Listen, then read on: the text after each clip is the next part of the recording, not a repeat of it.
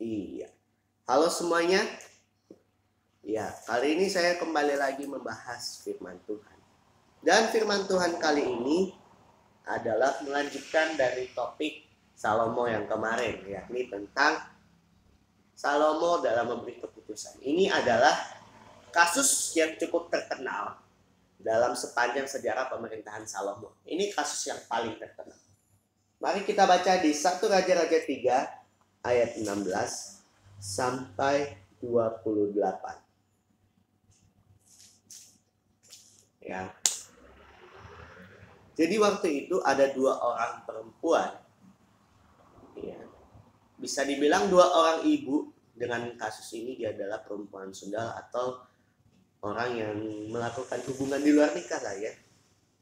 Dan perempuan ini saya anggap gini, kita anggap ini si A, ini si B. Ya. Si A ini bilang, perempuan A ini bilang, "Ya Tuanku, aku dan perempuanku ini diam di rumah dan melahirkan anak.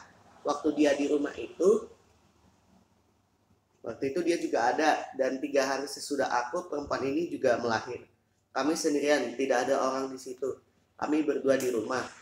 Waktu malam, anak perempuan ini mati karena ia menidurinya. Waktu tengah malam ia bangun, ia mengambil anakku di sampingku. Sementara hambamu ini tidur, dibaringkan anakku itu pangkuannya. Sedang anaknya mati dikasih ke pangkuanku.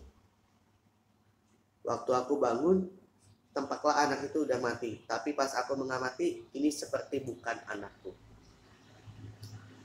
Perempuan A ini sudah bilang apa adanya. Tapi perempuan B malah menyangka, "Bukan anakku yang hidup dan anakmu yang mati." Tetapi perempuan yang pertama berkata, "Bukan." Dan begitulah keributannya. Biasa kalau di pengadilan kadang-kadang bisa saja ribut. Bisa ribut. Woi. Ya ini mohon maaf, ini aku agak meniru sedikit contoh kehidupan di dunia nyata. "Woi, kamu ya, bukan kamu ya. Bukan aku dong ya." Itu akan ribut terus. Ya. Akhirnya raja bilang, ini yang satu bilang anak, si perempuan A bilang yang satu hidup dan yang lain mati. Nah, si perempuan B bilang anakku yang hidup, anakmu yang mati. Nah, mana yang benar? Ya udah, Salomo karena dia punya hikmat dari Tuhan, seperti minggu kemarin kita sudah bahas, dia meminta hikmat, ya. Seperti pembahasan kemarin minggu lalu, di Salomo ingin menguji hati dari kedua ibu ini. Apakah ibu ini punya belas kasihan? Kalau dia punya belas kasihan, dia sudah tahu kalau itu adalah anaknya. Ibu itu pasti melindungi anaknya. Itu adalah pesan moral terselubung sebenarnya. Tapi itu lain konteks. Ya udah, begini aja. Belah 2 aja bayi ini. Yang satu buat si perempuan A, yang satu buat perempuan B. Begitu. Tetapi akhirnya setelah Raja Salomo menyuruh pengawal untuk nyiapin pedang buat ngebelah bayi itu, akhirnya baru ketahuan reaksi dari 2 perempuan ini dan ketahuan siapa yang punya anak itu sebenarnya. Lalu perempuan B bilang, ya, "Penggalah anak yang hidup itu, kasih setengah pada yang satu dan setengah yang lain." Lalu perempuan A bilang, "Ya Tuanku, berikanlah padanya bayi yang hidup itu, jangan sekali-kali membunuh dia." Tapi yang lain berkata,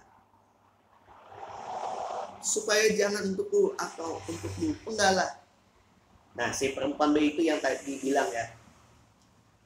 Akhirnya karena dari reaksi itu, raja sudah mendapatkan kesimpulan. Apa kesimpulannya? Ya udah, kasih bayi yang hidup itu kepada orang tua, yakni perempuan A, ya, perempuan A. Ya, karena memang nama perempuannya tidak disebutkan dengan alasan privasi dan menjaga kehormatan. Aku tidak tahu. Ya udah, akhirnya Salomo bilang, ya udah kasih baju ini ke perempuan A dan jangan bunuh itu.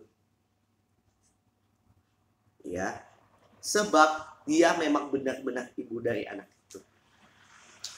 Akhirnya seluruh orang Israel mendengar keputusan hukum itu, maka mereka menjadi takut pada raja. Sebab mereka melihat bahwa hikmat daripada Allah ada dalam hatinya untuk melakukan keadilan, serta dapat membawa kesimpulan yang baik. Begitu. Ya. Siapa yang ingin punya hikmat seperti Salomo? Saya juga mau dan kalian juga pasti mau. Ya, dari sini kita belajar untuk membuat keputusan yang baik. Ya. Dan di situ terbukti kalau Tuhan juga menolong Salomo dalam hal ini. Ya. Dan tulis pendapat kalian di komen. Sampai jumpa minggu depan. Terima kasih, Tuhan Yesus memberkati. Bye-bye.